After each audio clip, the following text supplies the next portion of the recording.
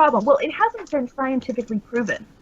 And I say, well, what do you mean? I mean, there have been, documented, radar tracking situations. You have these incredibly professional, incredible witnesses who are pilots and astronauts and members of the military and government who have no incentive to ruin their careers by, starting to insist, that they've had encounters or sightings, and yet they do. And then you have, all of these other, bodies of evidence as well. So I spent a bit of time trying to unpack this with a bunch of people, and I finally figured out what the problem is. The problem is the fundamental foundation of hard science, which is based on the scientific method. So let me tell you what the scientific method requires. Okay. The scientific method requires that a phenomenon be observable, right? So that means it needs to be observable by our 5 primary senses, because those are the only senses that we recognize as being valid in the rational objective worldview, even though there are people who have what you might call sixth senses or other senses, or able to perceive, like me as an experiencer, extra dimensional realities in addition to the reality of the current dimension that we're in. The other thing about the scientific method is it demands that you are able to create experimental conditions so that a phenomenon can be evaluated empirically. So empirically basically means experimentally. Well, in order to create an experiment around something so that you can ascertain whether a phenomenon, let's say the apple falling on Newton's head in the day, finding that that is observable, that it's predictable, it will always happen the same way, that it's repeatable, that when you set up an experiment, you can run the experiment over and over and over again and always get the same results. And, various other things that satisfy the scientific method. But if we can't control the experiments, we can't satisfy that hard science rational worldview. And that's the problem that I refer to as the scientific truth embargo, which is basically that there is this truth, there is this body of evidence, but that body of evidence is in Cuba, like Russell said, and there isn't anything to see in Cuba. There's nothing to see there. You don't want to go there. By the way, you're not allowed to go there, but all of this contributes to this sensibility around all of these questions of, paranormal events and, UFOs and UAPs and the crop circles and these channeled messages and people's subjective spiritual experiences, people who experience God in some way or experience angels in some way.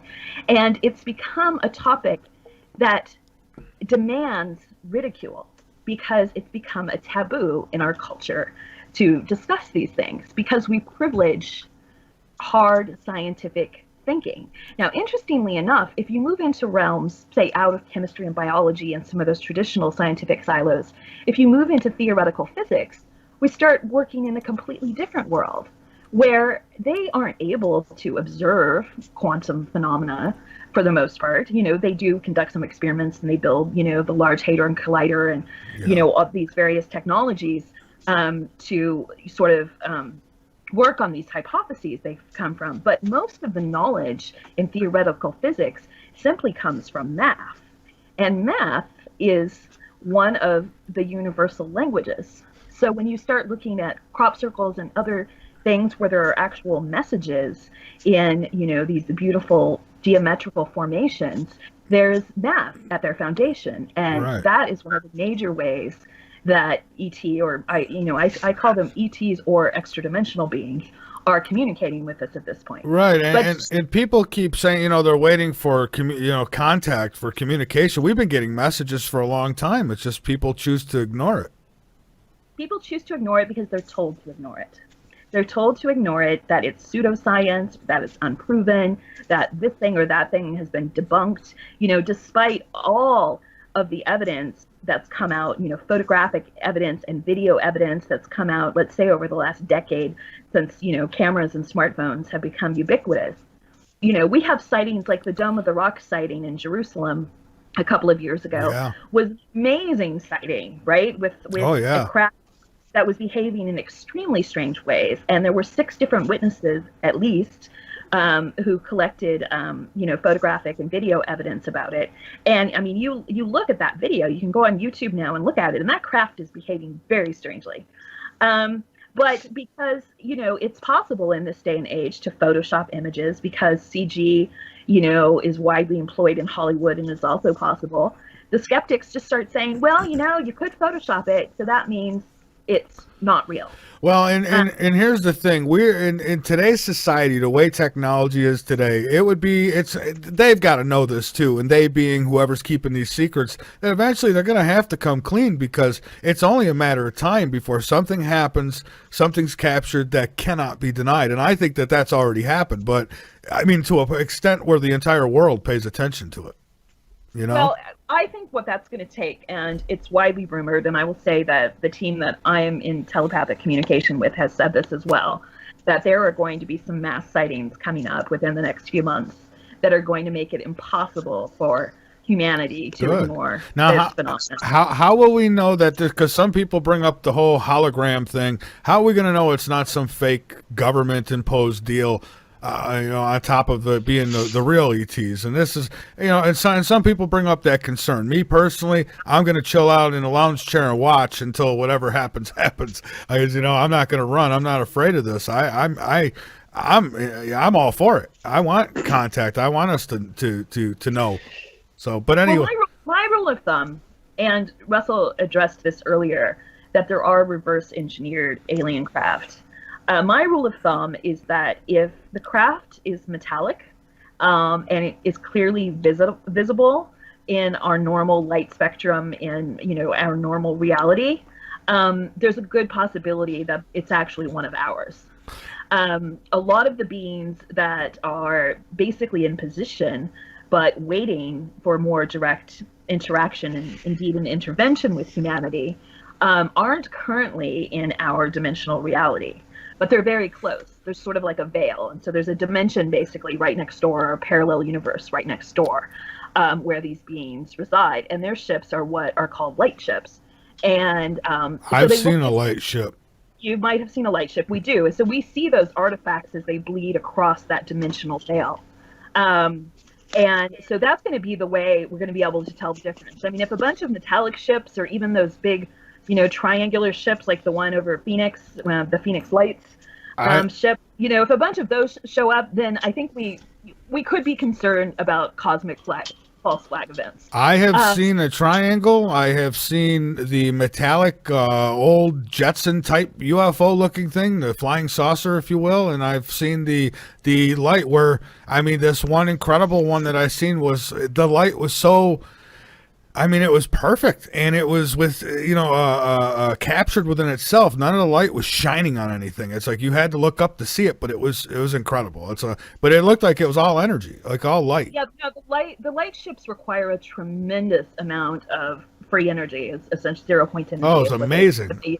Yeah, in order to be able to shine that brightly. And so, that's sort of my rule of thumb. I'm also, very intuitive, and this group, the Galactic Federation of Light, they're very, very sensitive about humanity's state of consciousness, and they're very concerned about causing mass panic, which is why for the last 20 years or so, at least in earnest, they have been in the midst of this ongoing awareness campaign, which involves all of these sightings, which involves all of these channeled messages, which involves all of these crop formations.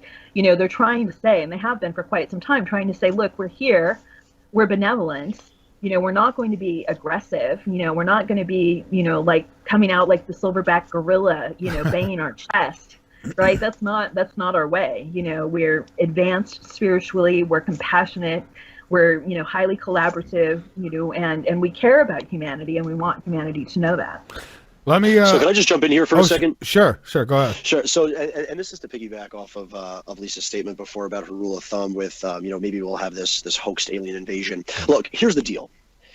The Pentagon wants this out. Proof positive, done. Right. You had said earlier in when we came back from the advertisements that you like getting involved with, understanding the leaks and the emails, and it kind of alludes to the fact that there's ET here. Yes, it does, but what it also alludes to the fact is that there is a growing body of evidence in the Pentagon that says we want this out. We just don't know how to do it. Help us. They are appealing to the public for help. It goes back to my thing with James Fox. The public needs to get up and activate and get their minds together. Only then can the media act on this. Now, one thing your viewers don't know here is that I had the privilege of being in communication with 3, and of those 3, I met one. All 3 of them were Pulitzer Prize winning journalists from the New York Times. I met one last year, November 30th, after Thanksgiving, in the New York Times building for half an hour. He asked me to bring convincing evidence. I did. I showed him all the documents that I had available on the Rockefeller Initiative. He was convinced after that 30 minutes. And after that 30 minutes, he then had an hour-long follow-up call with many more questions. He has since disappeared. And I don't mean physically, I mean he has cut off communication. And this is a very hardened and very accomplished journalist. It's been there for 20, 25 years. The other 2, one of them is female. I'm not going to mention names, but out of context, you can probably guess who it might be, has told me that when Podesta tweeted, she tried to get an interview with him, and he rejected the interview. And she went about it the wrong way. She should have interviewed Clinton and not Podesta, because that was the whole point of Podesta's tweets. And the third person, who is now retired from the New York Times, is very much interested in this subject, but cannot devote time to writing about the disclosure movement because he's in the process of writing and releasing a book about John Mack, which is also phenomenal, and John Mack is another whole story. But my plea here to everybody, every one of your listeners, please, if you think disclosure is important and you come on these radio shows to listen about this and want to delve into it, I urge you to get up and start activating. Not that you aren't, but we need you to do it, because only then can the public pressure the press, and the press can get to the Pentagon. Now, I know we have got people that want some questions. I just want to make note of this. Where the disclosure activists are going from here. As many as you may know, Steve Bassett of PRG is sort of pulling up the PRG U.S. stakes temporarily and devoting and redirecting his strategies to Europe. So he's renamed it PRG International. That's a problem in the sense that leaves a void of activist groups here in the United States. And I'm not talking MUFONs and different UFO groups. I'm talking about pure activism, something where we are toying with the idea of actually creating a march on Washington for disclosure, something that's never been done before, ever. And it should have been done a long time ago. And what we're trying to do is fill that void and augment and complement the work that Steve has done and left behind for everybody, what he will continue to do. So we have formed that group to complement his actions. What we're going to do is take a very strict journalist-based strategy to achieve a more open national discourse, if you will, in the U.S. and internationally among the mainstream media about the UFO ET matter.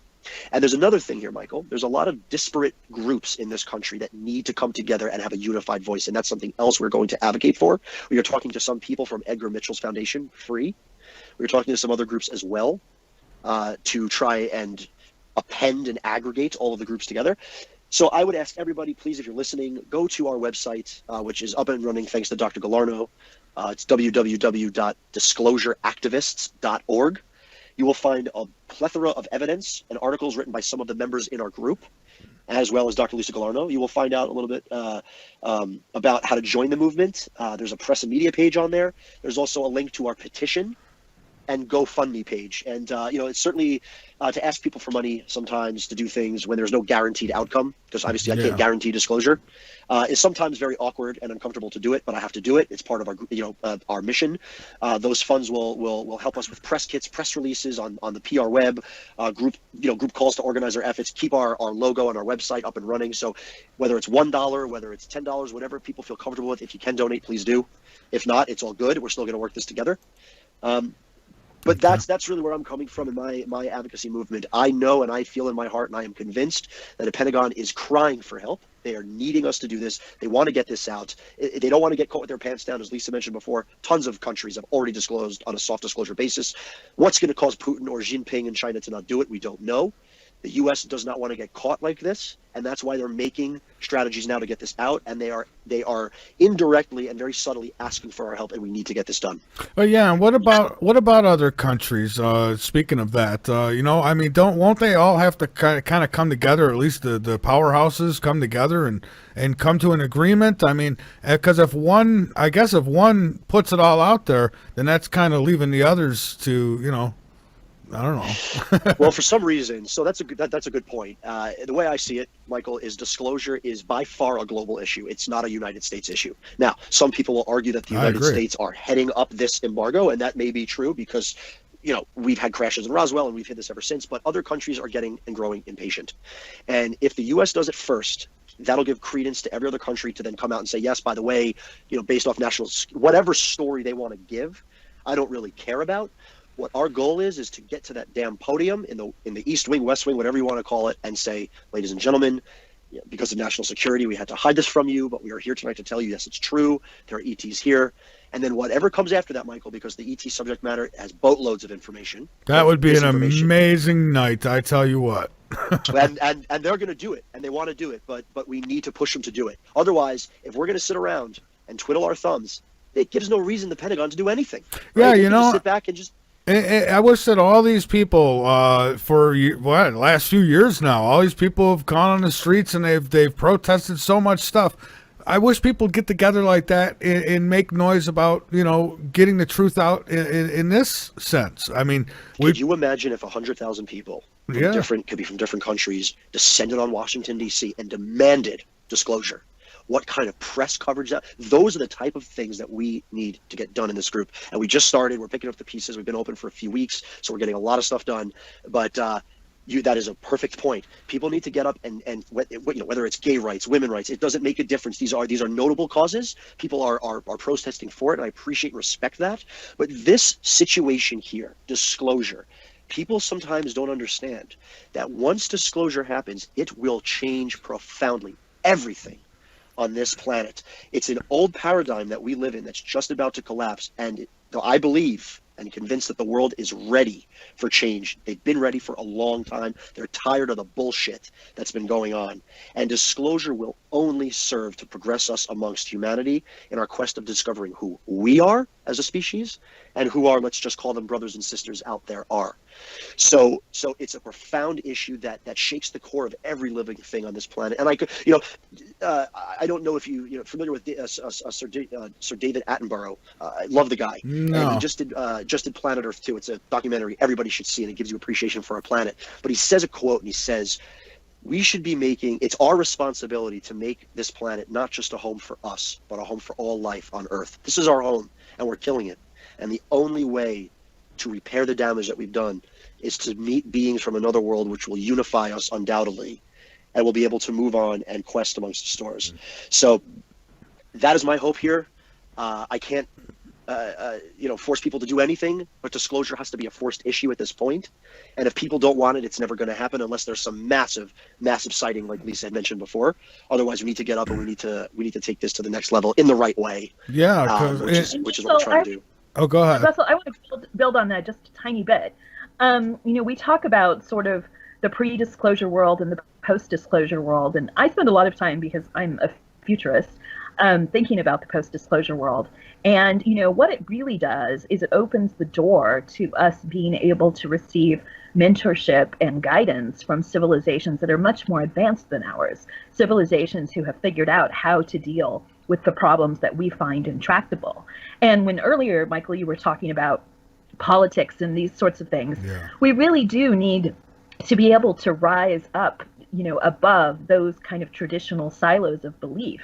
As an anthropologist, I'm very aware that humans, all of us, are much more similar than we are different. We all love the same. We fear the same. We care about the same sorts of things. We all want humanity to do better. We all want to create a better future for our children. And we all want to make sure that our planet is, alive and thriving.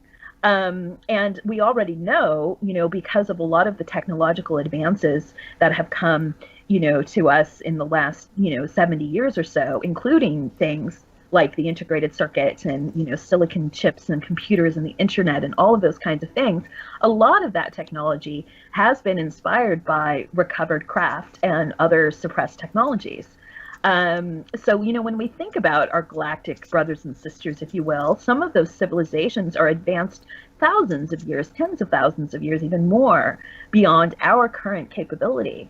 And my sense is that at this time, our planet desperately needs an intervention. We need to be able to get away, for instance, from scarcity thinking. We need technologies that allow us to scale our efforts, that allow us to, feed everyone, give everyone water, potentially terraform parts of our planet that aren't hospitable to life, to deal with climate issues, any of these things. And that's what I really look forward to when I think about us finally engaging in open contact with some of these benevolent beings who are on our doorstep, but, aren't trying to break the door down because they don't want to freak us out. Right. Right, and again, we could accomplish so much if we would stop focusing on all the things we don't agree on, and get to some of these things we do agree.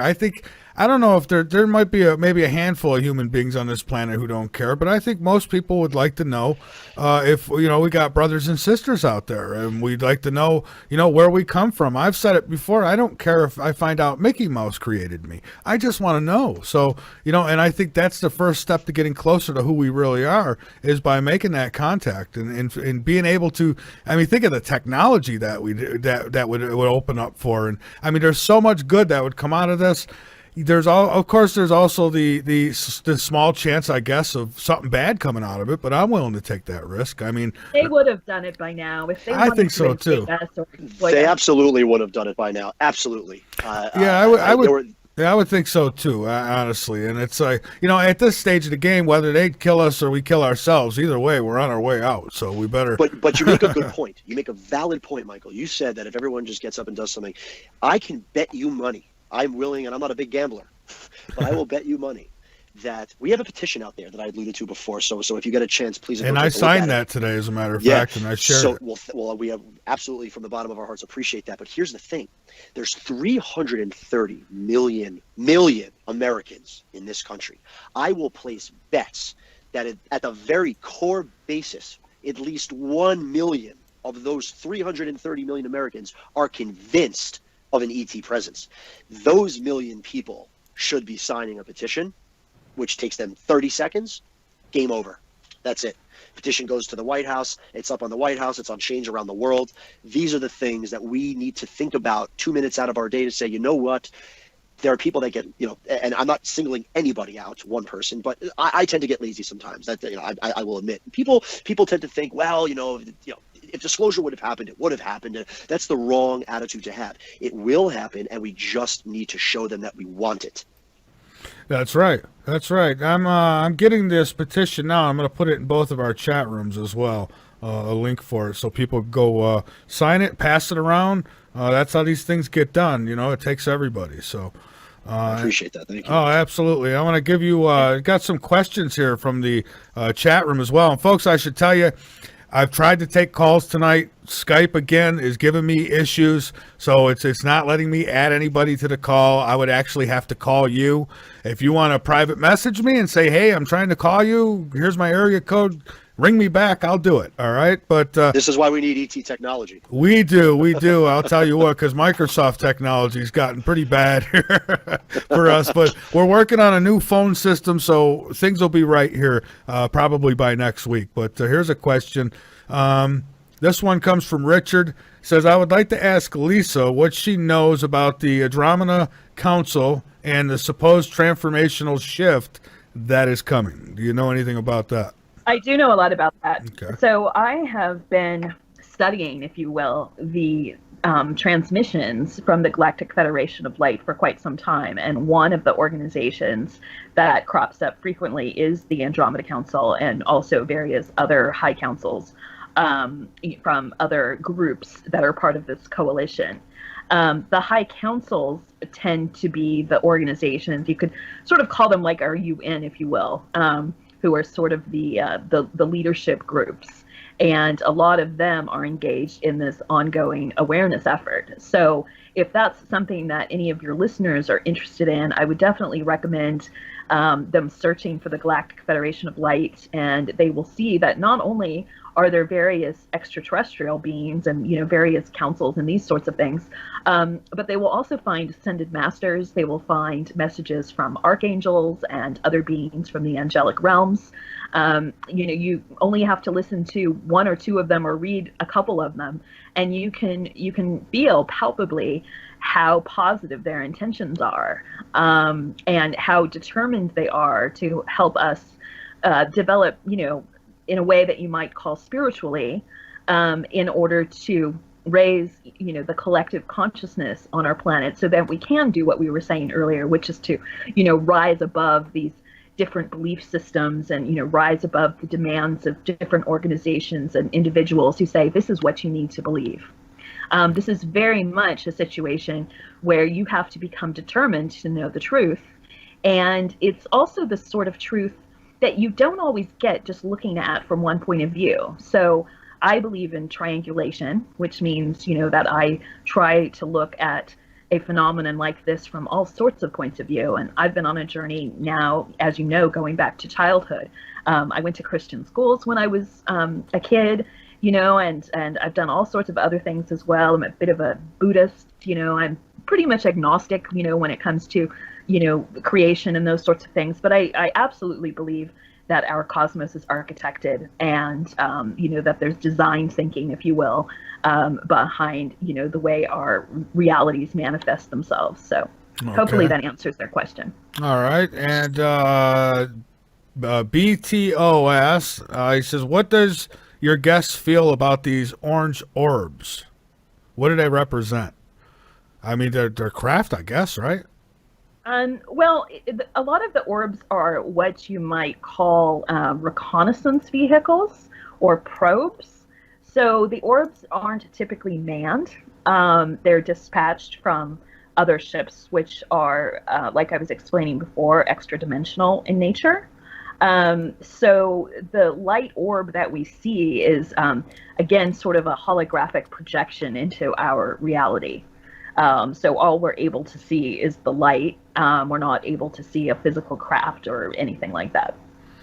Okay, and it's another question. I would like to ask this of your guest. The reality of all this is that I am also a contactee. I have been told, meaning our ET friends, when they are ready to disclose to us, they will. What are your guest's thoughts? Good question. I am not an experiencer. I've never seen a UFO in my life. I hold high respect for contactees and experiencers. Hell, I'd like to have an experience at some point. My answer to that question is I think they already have disclosed themselves to us. I think contactees and experiencers don't need confirmation since they've been disclosed to. I think as citizens of a country, as citizens of the world, we have to look up to a governing body, right? Because that's just how society runs. There's always governance. So we look to and try to trust the government. And when some government is holding secrets like this, I think people look to them to say, tell us the truth. Again, I've never experienced anything. It's my take on this is that they have disclosed themselves. Many people have seen them before. And just to throw it in there, I wonder why some of us see these things and then others do not. And it's, I wondered who is keeping it secret, because it would seem like if they really want us to know, I mean, they could just, I guess they have, though. They have been in our skies. No, Michael, they absolutely have. This awareness campaign goes back to the 80s. There was even a broadcast in the UK in the early 80s, I think it was, that was interrupted by an ET transmission, where they basically broke straight into the airwaves and, spent a couple minutes talking about who they were and, why they were here and what we did to concern us. So I'll dig that up and send it to you. Oh, please. I'd love to take a look at that. I actually beg to differ and say that they actually have been revealing themselves openly since the ancient times, actually. Well, you're right about that, right?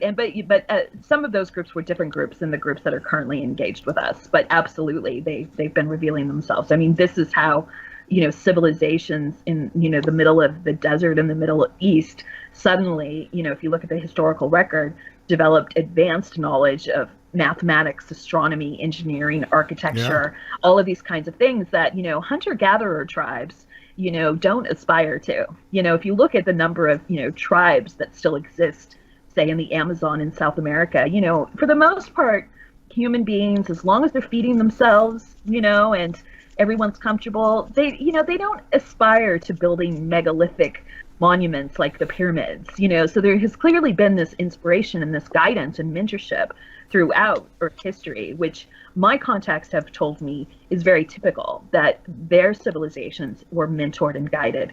And, we often hear about Star Trek's Prime Directive, for instance, and a lot of us assume, or a lot of people will say, well, ET must not be interested in us because we're just way too stupid or we're way too violent or, all of these reasons why ET wouldn't care about us other than, potentially wanting to exploit us. But look at it this way, though. For those people, I'm sorry to interrupt, but I mean, if we were exploring, say, if we sent a probe around Mars and we seen a cat walking on the planet, as much as we know it's not the most intelligent thing in the universe, we would still have an interest in it. I certainly would. Right. No, I mean, scientists are a universal phenomenon, and so there's a science interest, but I would say beyond that, there's a humanitarian interest. A lot of these extraterrestrial, extra-dimensional species, they're humanoid in nature. They consider themselves humans, not Homo sapiens, but, we all have the same divine spark within us, and so we are as similar to our extraterrestrial or extra-dimensional brethren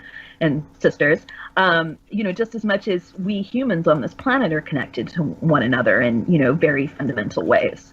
So, their agenda, if you want to call it that, is very much, humanitarian in nature. They want to help us, but they don't want to take this potential powder keg, right? Yeah. If you want to call it that, which is our current, world culture, which is dominated by military industrial complexes and people concerned about violations of their airspace. They're trying to learn our culture and learn how to engage with us in the most appropriate ways, but they absolutely are doing it already. They've disclosed to, tens of thousands of at least, possibly more worldwide, experiencers and contactees who, as Russell said, we don't need to be convinced because we've been disclosed to already by ET themselves. But, they are shocked, frankly. I mean, the beings that I speak with, talk about things like the crop formations and the sightings and the channeled messages, and they say, we can't believe that this isn't huge news on your world. Like, how is that possible? It's because you're dealing with the media. That's right. That's right. Look at our planet. It's like a time bomb. You had mentioned a comedy show. Well, yeah, you've got gas lines going through all the planet, oil lines, nuclear power plants. I mean, it's like somebody wired it up to blow. It's crazy. But so that's why disclosure is that's exactly why disclosure is a political and legal issue. Think about this. You have all these technologies locked up, and Ben Rich of Lockheed Martin Skunk Works said this, I think, to an audience at UCLA one time. He said, we have technology to get ET home, but in order to get those technologies released, it would take an act of God. Could you imagine having anti-gravitical craft since the 40s, and we are still putting on this show of sending people into space with the Russians on a shuttle? That's criminal. I mean, it's criminal. It's absolutely criminal, and that is the when Trump said healing energies from a pharmaceutical perspective and technologies of tomorrow. I mean, we're talking some mind-blowing technologies, healing technologies. Stephen Greer talks about it being a $6 trillion problem, and I happen to agree with that. Lots of lawsuits, lots of reparations that will happen, but you know what? I don't really care. It doesn't make a difference. All of that can get sorted out in a post-disclosure world. Yeah. Okay. And here's another question. Ask if the guests believe the reptilians might be elves or Neanderthals. This is a serious question, believe it or not. Just putting it out there. I am not going to touch that question because I will answer. Okay, so as the anthropologist, one of the things that we learn physical anthropology. We learn the fossil record. We learn all about proto-hominids and, how we descended from our forebears. We did not actually descend from apes, but we are cousins. We share about 99.5% of our DNA with chimpanzees, for instance, who are our closest, cousins. Mm-hmm. Neanderthals were on a slightly offshoot line as Homo sapiens, which developed a little bit later. But there definitely was some interspecies mingling, right? So a lot of us probably have a bit of Neanderthal in us. You can see it in people. Some people you really can. You really can. I mean, you could see some resemblance in there. Some more than others, I guess you could say. Although the Neanderthals aren't all that well understood. They were actually quite spiritual beings, and a lot of the sites that they've uncovered are grave sites, and they've found that much like the Egyptians did, the Neanderthals were clearly trying to prepare their dead for their journey, to the other side, and they would leave artifacts, and obviously had a lot of concern about what would happen to one of their fellow Neanderthals when they happen to die. So they're actually more interesting than we might think. And there were other sort of proto-hominids well before the Neanderthal beings, going back, to Ethiopia 4 million years ago. There's a species called the Australopithecines that are very well documented. And they were also bipedal and walked upright, much like we do, but they're the first kind of major connection we see between the sort of knuckle walking other primates and our species.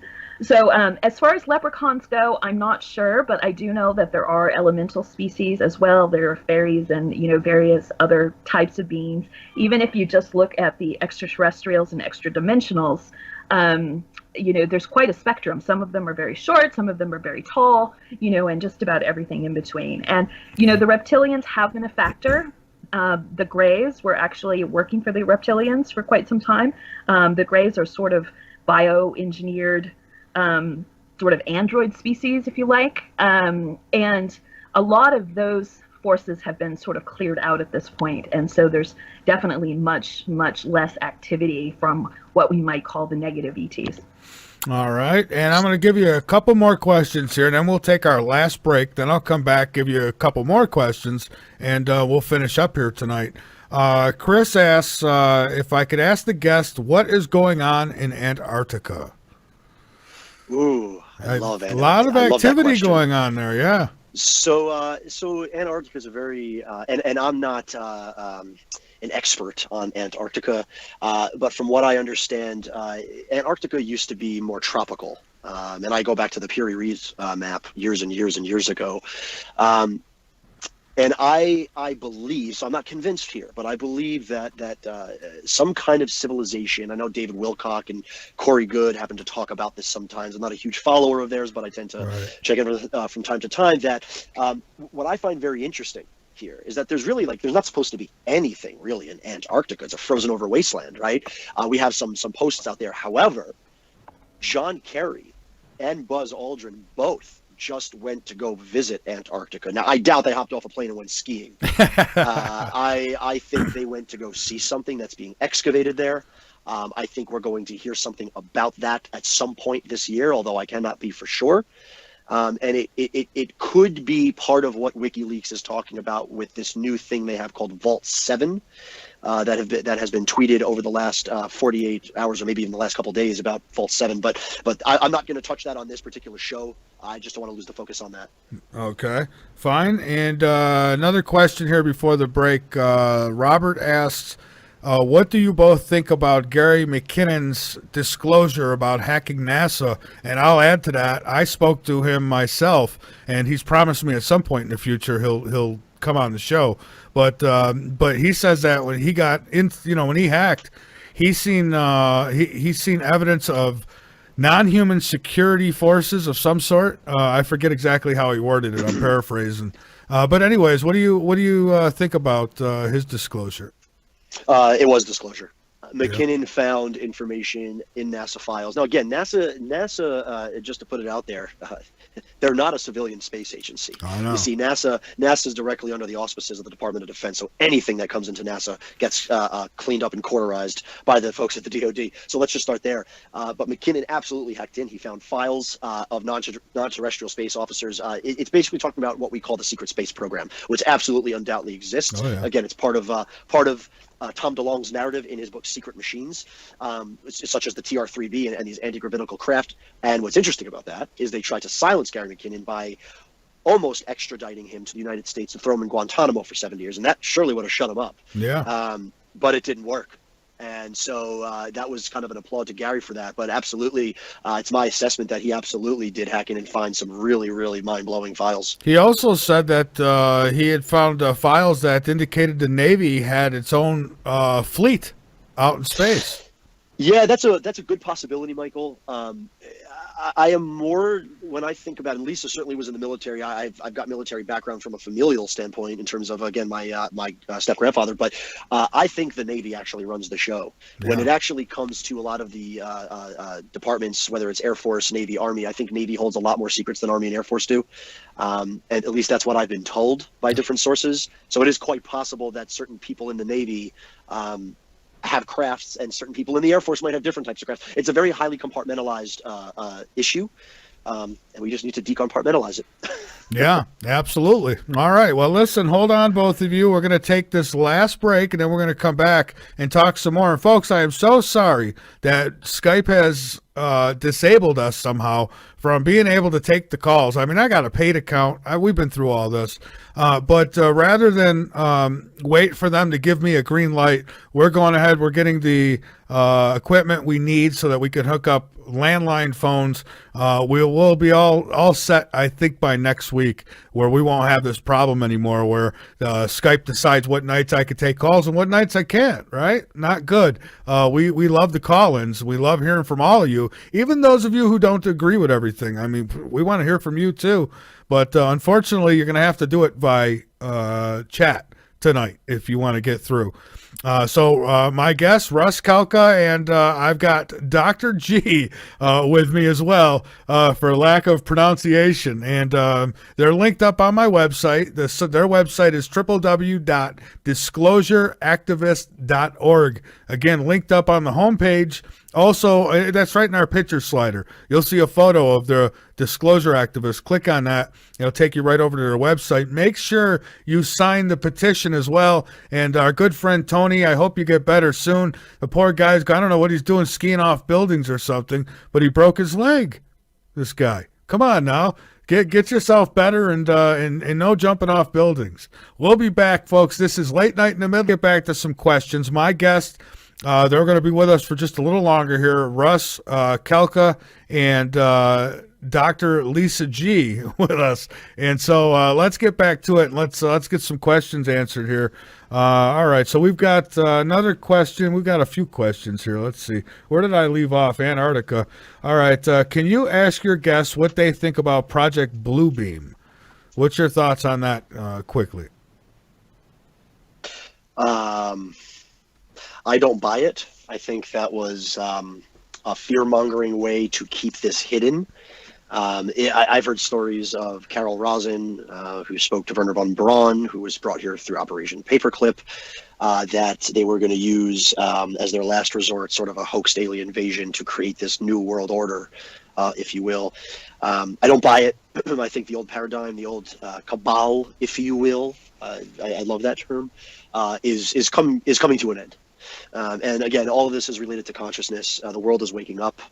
Maybe not so much the United States yet. Hopefully they will. But the rest of the world and people within this country are waking up to the fact that there's a lot of BS out there, and they're sick and tired of it. And I'm sick and tired of being sick and tired. I'm with you. All right. Liz asks, why don't the ETs handle the disclosure? Why does it have to be our government? Why a march on Washington? I will let Lisa answer part of that question. Okay. I think a lot of it does have to do with the Prime Directive. They don't want to influence our politics. They don't want to influence the way we govern. They do show themselves and make themselves aware that there's a higher reality out there.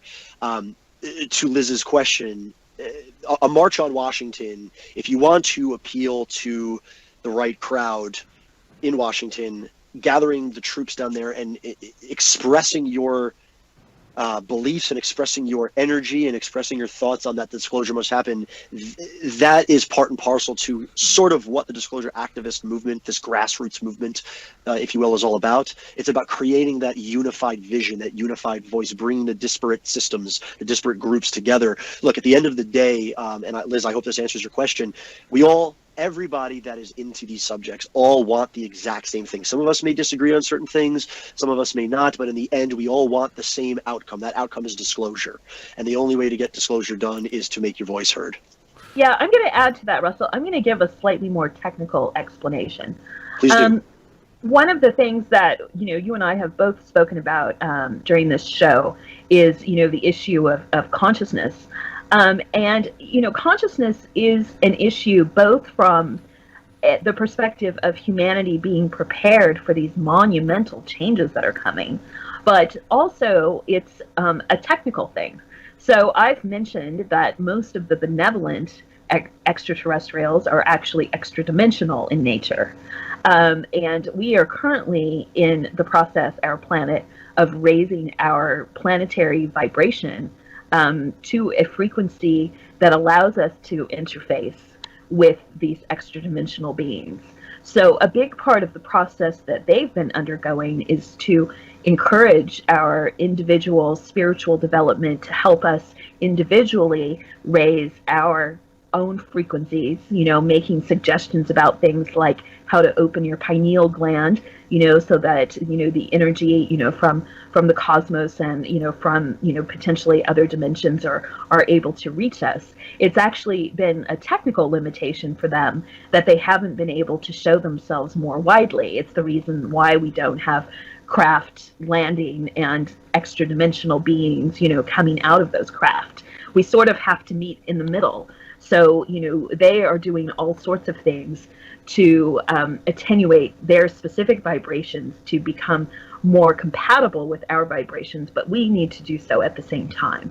So in terms of, why don't they just disclose themselves, that's up, until this time at least, has been the major limitation.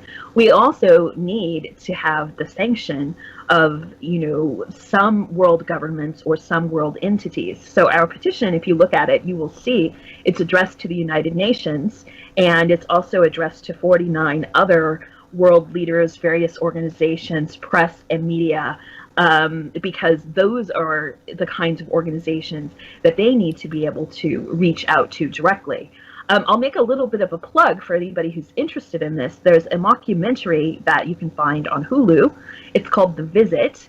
And what it is it's essentially a simulation of ETs showing up and having a conversation with organizations like the UN and, other, astrophysicists and different sorts of people who might have those initial first contact conversations. And that's kind of an interesting thought experiment about how it might go. Although I will tell you, it's called The Visit, that in that particular case, that ET group opted, after having a long conversation about humanity, opted to leave. And that's not actually what's happening. I mean, they are incredibly committed to this process. They see the situation on our planet, to use, a bit of hyperbole perhaps, but, they see it as a Holocaust. There are so many people on this planet who, suffer and are in misery from, preventable illness, from malnutrition and, other scourges of poverty. And they know that it's their responsibility as advanced species themselves to help us get to that next level. So it's really going to be a quantum leap for humanity, but there are a bunch of pieces in play that need to come together in a particular way for us to get the message we need to get, and to get the offer of help that we need to get, and to have our world governments accept that help. All right. And Widget wants to know, Widget says people have seen it with their own eyes, so why keep begging the government to acknowledge what you have seen? And I could even probably answer that one, but it's for you guys. So what do you think? I mean, why keep pressing the government when we already, basically, some of us have disclosure? I don't think that's good enough, is it? It's a good question from Widgets. We're not trying, in fact, we're not trying to convince anybody at all about anything. What we're trying to do is say, look, we're not appealing to the people, well, we're sort of appealing to the people that have seen the craft, right? We need their help to get this out. But there's also a lot of people out there that don't know about it at all. And those, a lot of people look to their government for a source of information. People are glued to their TV sets nonstop, programmed, if you will, by CNN, Comedy News Network, and Fox News. And again, it goes back to everyone is governed by something, right? Yeah. Governed by the law, governed by society. We are governed by our government and military intelligence. And we look to them who hold the secrets to come out and say, you are all right. What you have seen actually is this XYZ. And then I think everybody in the world, when all the governments come together to say it, will create that unified experience to allow us to get to that next step in our evolutionary process, is the best way I could describe it. No, you're right, Russell. And what it is, I mean, there are projects that need to start. This is kind of like the Red Cross showing up when, Haiti gets hit by a hurricane. Yeah. It is a humanitarian disaster as far as they're concerned. And they want to be able to get on the ground. They want to be able to start offering us these technologies. They want to start offering their guidance and experience, in order to clean up the planet, clean up the oceans, deal with, climate issues, all of these sorts of things. But in order to be able to get on the ground and start helping us, humanity as a whole, versus, simply working with individuals, they need that government sanction, either a world government or perhaps several of our major governments. Yeah, open contact will true open contact with the citizens of this planet will not happen until disclosure happens. We have to tell everyone they're there, officially speaking. Then we can hash out all the other details after that, and that would take years. Well, yeah, and I agree. I mean, it's important that it's disclosed by the governments as well, because it's going to be difficult to move forward with any of this until it's recognized by everybody. I mean, otherwise we're going to constantly be stuck in this debate.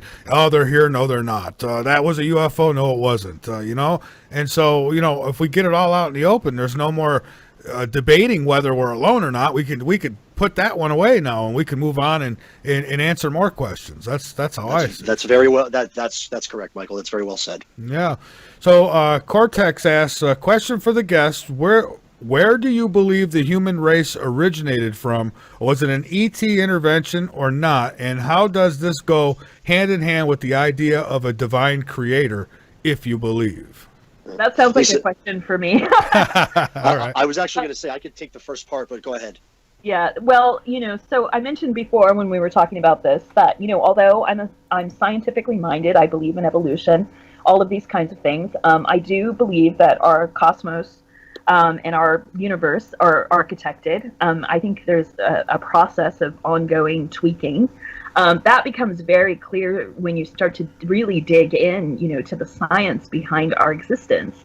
The probability of our existence just randomly happening is extremely small. If you look at things like, just the mathematics behind gravitation, and the fact that if you had the smallest deviation, from those particular constructs, we couldn't exist. It just wouldn't work. So, there are things like that, when you really dive in and you start to consider these things, especially if you're someone who's familiar with principles of design and design thinking, it becomes very clear that we live in a designed reality. Now, I don't think that means that there are beings that are involved in each and every decision, about, for instance, do I become pregnant this month or do I not? But those systems are definitely put in place and are absolutely architected. As far as our development as humans, like I was talking about before, if you look at sort of, other primates that exist on our planet at this time, they don't tend to evolve, very much further than living in small tribal communities. If they use any tools at all, it's extremely rare. They have their own sort of systems of gestures and sounds that they make that are, sort of a language. But even honeybees have a sort of language and communicate, with one another in particular ways. But it is very clear to me, based on what I know about the human fossil record, that we were absolutely engineered, to become the beings that we are now. Homo sapiens sapiens is the name of our species. And, I also happen to know that there were a number of master geneticists from various ET extra-dimensional species, if you want to call them that, who contributed DNA to the genome that was created that resulted in us. So the one thing that surprises a lot of people, who have been told that aliens are little green men or have been exposed to greys or reptilians, is the fact that a large percentage of extraterrestrial / extra-dimensional beings are humanoid, just like us. They look very much like we do, and so we look more like them, in fact, than we look like our other primate cousins, who are in existence on our planet at this time. Right. All right. I think that might be. We might have maybe one more question here. I don't know. I'm looking now. Steve Bassett has tried this for the last 20 years, but nothing has happened yet. Do you think you can bring disclosure? And that will be the final question, and I'll give you both the floor to get on anything you'd like after that. I love that question. Yes, he has. I respect Steve Bassett very dearly. I've communicated him with many times. He's actually in full support of what we're doing as he goes off to Europe. Steve, I think, has focused a lot in his career on the Rockefeller Initiative and focusing on the Clintons and focusing on politicians in Congress. While that was good, all said and good, and that was the bait, I am confident that what we need to do is pound away at the media, and I don't mean just the institutions like the New York Times and the Washington Post. I'm talking about the corporate news, the alternative news. I don't care to go after politicians. That isn't our petition. It's still important. We're taking this, like I said, we are augmenting and complementing what Steve has done in a more robust fashion. My goal here is to our mission statement from the Disclosure Activists is through ideation, creation, and collaboration. And I don't mean it's just going to be the two of us doing this. We're trying to bring in everybody in the group to get together and band together and do this. Again, I'm not going to guarantee disclosure. I think we're going to be very good at what we do and sure as hell get to the next step if we don't get disclosure. We know the Pentagon wants it. We're going to try and get there. So anything can help. So that's where we are. And again, guys like Bassett and Cameron and Victor Vigiani all definitely support this cause. And we're going to just truck on from here. Please, if you want to join the movement, you can find us on Facebook. We have a Facebook page, a Facebook group. We've got the website up and running with videos and press releases and all the good stuff there. So we welcome your support, and we're going to do the best damn job we can possibly do to educate and get this out. All right. Yeah. I was going to say, Doctor, you're next. Okay. Well, just building upon what Russell just said, really paying attention to this issue and trying to get other people to pay attention to this issue is really important. And so if I could say anything to your audience, we would love to have them join the Disclosure Activists on Facebook. And, we're frequently talking about, what we're doing, what we're trying to accomplish, if there's a press release to be distributed, if we've made a video, if we're trying to get more support for the petition or for our GoFundMe campaign or what have you. People can do a lot with their clicks, as I say. So if there are people in your audience who are interested in disclosure, it's great if they'd be willing to commit. If they have the time, commit a half hour a day and educate yourselves. We have a publication set up on Medium. We have a whole bunch of articles there with links to all of the very best evidence. I'm setting up a YouTube channel as well. We're going to have playlists where people can binge watch, the best documentary evidence out there. We really need to start changing minds and hearts around this issue. So I would very much encourage anybody who's interested, just go to disclosureactivists.org and you'll see all of the different jumping off points where you can, begin to be an activist in this movement as well. Michael, can I just add one more point there? Oh, absolutely. I'm sorry for taking too much time. Oh, no. Disclosure, PRG, again, they've been around for a while. Disclosure needs a new face or an additional face. They need new blood. They need a new group. And that's really the crux of why we formed this group and where we want to take this. And I truly believe that energy is everything. And if people can all come together and say, you know what, Russ and Lisa, we're with you. We want disclosure too. We really do. Then we must act. Just like the March on Washington for women's rights, just the March on Washington for gay rights, we can do this for disclosure. And so like Lisa said, and like we've been saying, I welcome everybody to join and support us. All right. Well, listen, I appreciate both of you taking out your time tonight to be with us. I've really enjoyed this conversation, and you're both welcome back anytime. Just send me an email. On top of that, the archive will be available for everybody. I'll send you a link, and I will put all your links within our archive over on our website, latenightinthemidlands.com, too. So I thank you, and I'm pulling for you. So I hope we can get disclosure, and I appreciate all that you're doing to get it. And it's a privilege and an opportunity that we didn't want to pass up. So thank you very much. Thank you to your listeners for taking their time to listen to us talk about such an important and the most important issue ever in humankind. So thank you very much. All right. Yes, Michael, it's been a great show. We've really enjoyed it. Thank you. It has. Thank you. I appreciate you being here, and definitely stay in touch. We'll have to do this again. There's so much more. Hopefully we could be talking about the disclosure the next time. Ditto, my friend. All right. Thank you very much, everybody. Have a good night, everyone. Thank you. All Thank right. you. Good night. All right, bye-bye. All right, folks, there they go. Russ and Lisa are linked up on latenightinthe Pitcher slider, schedule page. They're doing some really good work. And, and this just shows, people, if we all focus, if we all get on the same page for a purpose that is something that would benefit maybe all mankind rather than just a few or just a country or two. I think this is big. I mean, something like disclosure, of course. I mean, why can't we all come together on something like that? Because I guarantee you this, let disclosure come out, and a lot of these petty things that people are fighting about today will be yesterday's news. You won't hear much about a lot of those things for a long time, probably, if at all. So it's time that we start thinking, as I don't know, start getting smart about all this. And so, yeah, I'd love to see some marches for disclosure. I'd even get involved in something like that. Absolutely. So, great show tonight. I do appreciate the guests being here. There's a ton of evidence. What do you mean? What's the problem? Well, it hasn't been scientifically proven. And I say, well, what do you mean? I mean, there have been, documented, radar tracking situations. You have these incredibly professional, incredible witnesses who are pilots and astronauts and members of the military and government who have no incentive to ruin their careers by, starting to insist, that they've had encounters or sightings. And yet they do. And then you have, all of these other, bodies of evidence as well. So I spent a bit of time trying to unpack this with a bunch of people, and I finally figured out what the problem is. The problem is the fundamental foundation of hard science, which is based on the scientific method. So let me tell you what the scientific method requires.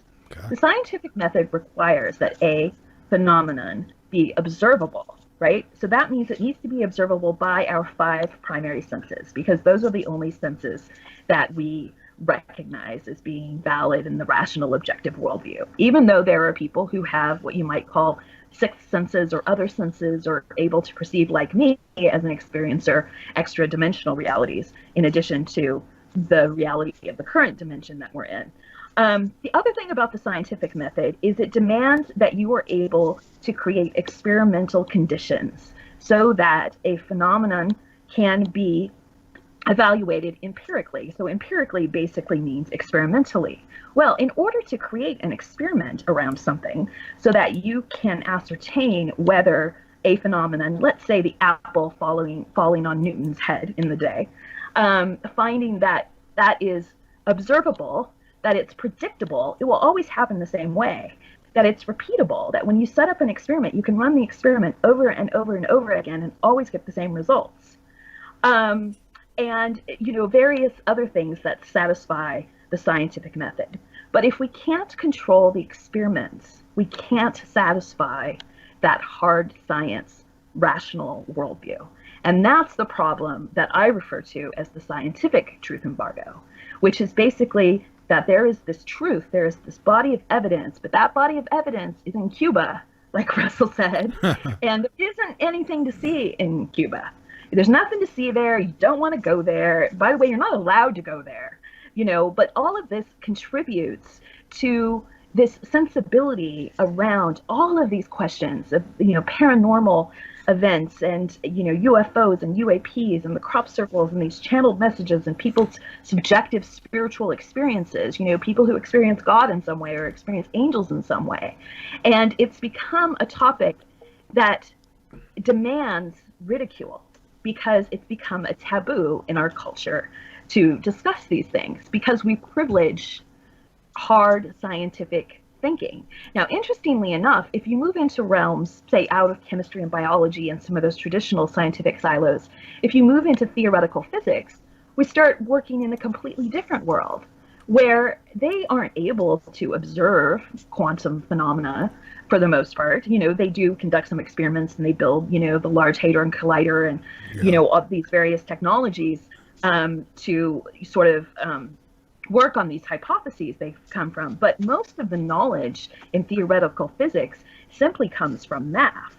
And math is one of the universal languages. So when you start looking at crop circles and other things where there are actual messages in, these beautiful geometrical formations, there's math at their foundation, and Right. that is one of the major ways that ET, or I call them ETs or extra dimensional beings, are communicating with us at this point. Right, But and people keep saying, they're waiting for contact for communication. We've been getting messages for a long time. It's just people choose to ignore it. people choose to ignore it because they're told to ignore it.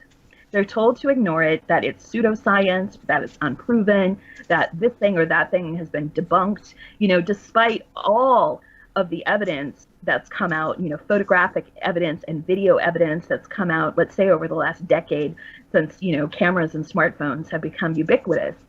We have sightings like the Dome of the Rock sighting in Jerusalem a couple of years ago. Yeah. Was an amazing sighting, right? With Oh, yeah. a craft that was behaving in extremely strange ways. And there were 6 different witnesses, at least, who collected, photographic and video evidence about it.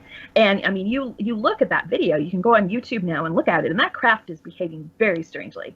But because, it's possible in this day and age to Photoshop images, because CG, is widely employed in Hollywood and is also possible, the skeptics just start saying, well, you could Photoshop it, so that means it's not real. Well, and here's the thing: we're in today's society, the way technology is today. They've got to know this too, and they being whoever's keeping these secrets, that eventually they're going to have to come clean, because it's only a matter of time before something happens, something's captured that cannot be denied, and I think that that's already happened. But I mean, to an extent where the entire world pays attention to it.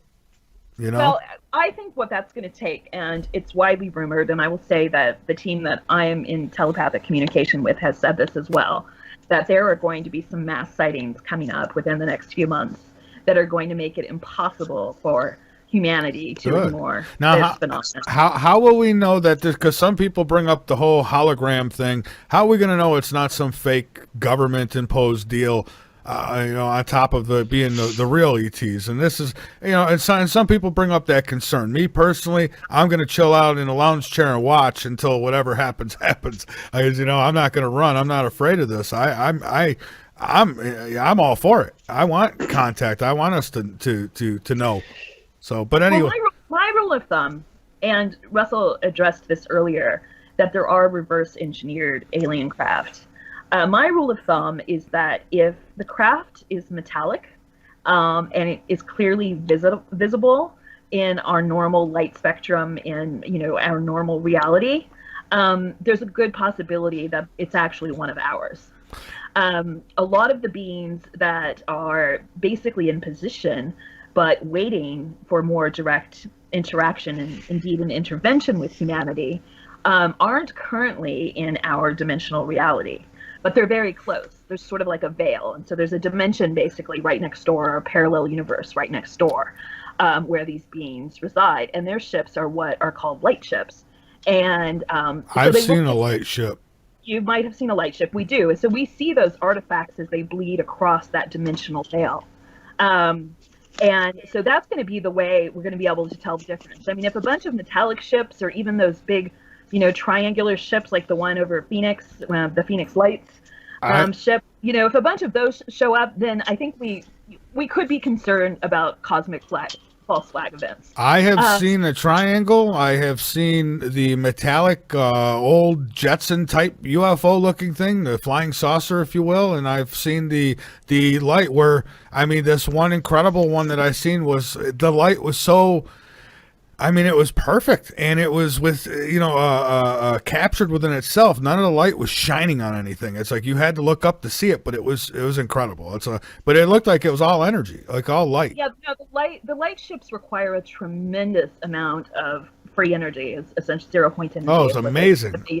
Yeah, in order to be able to shine that brightly. And so, that's sort of my rule of thumb. I'm also, very intuitive, and this group, the Galactic Federation of Light, they're very, very sensitive about humanity's state of consciousness, and they're very concerned about causing mass panic, which is why for the last 20 years or so, at least in earnest, they have been in the midst of this ongoing awareness campaign, which involves all of these sightings, which involves all of these channeled messages, which involves all of these crop formations.